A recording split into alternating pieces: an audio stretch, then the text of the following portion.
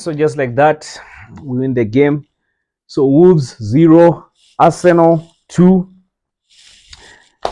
Quite a boring game. I'm sure everybody can attest to that. Not the prettiest game, but the most important thing is that you've gotten 3 points in the bag. So top of the league as of now. Listen, it's quite a tough week for us. We have quite some tough games ahead of us. Why? Imagine this: we are playing Tuesday. We are playing Chelsea, and then over the weekend, I think you're playing Spazi. So it's quite a tough week, and I hope Bade Mikel basically has a plan. If you notice in the game, the last 10 minutes is when the game became interesting. That was when excuse me, when Thomas Partey came in. Yeah, I mean, at least somehow, by the way, we saw now players. We all know that Havertz in the midfield doesn't work. Yeah, that is what we've seen.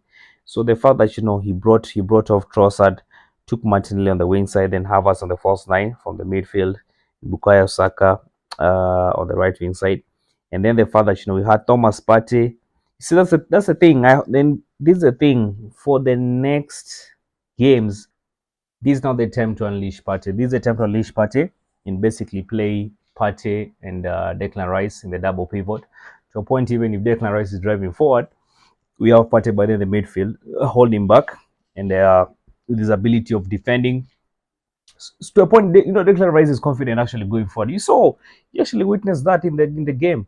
The last 10 minutes, man, Declan was driving forward. In fact, even the fact that he was driving forward is actually what even led to us winning getting the second goal by Odegaard. Speaking of Captain Fantastic, that was a very classic cheeky goal. I didn't even see it coming.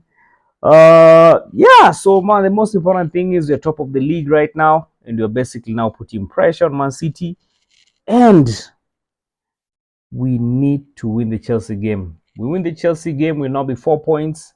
That is now basically pressure on Man City. Liverpool is playing Fulham tomorrow. Fulham, but there's been a tough side. Fulham has been giving top sides a very hard time.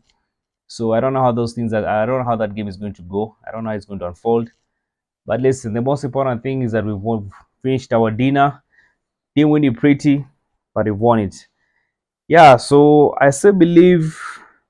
Well, some are saying that Man City will actually win the next 6 games they have.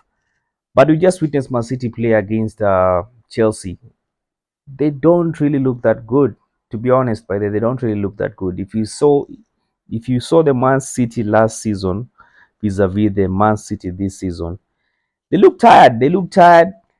I mean, Haaland by the way was not even in the starting lineup today, so I don't know. I'm suspecting he has an injury, and even if he's on, we haven't seen much of him.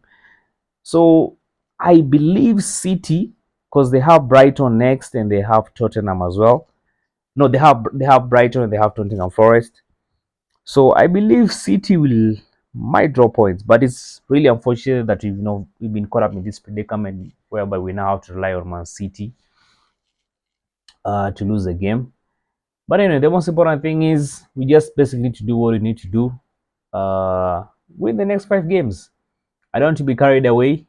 I'm just keeping my composure because we know what Man City is capable of doing. Yeah. You see, that's the blue shark. Those are the guys who everybody fears, and they know that everybody fears them. Yeah, so just do what you need to do. Win all the next games you have, and you'll basically still be in it. Listen, drop your thoughts in the comment section. At least today, but I'll be sleeping happy now that the pressure is off my shoulder. We're now tuning into the next games, one game at a time. Come on, you Gunners. Come on, you Gunners. Keep believing. Keep believing.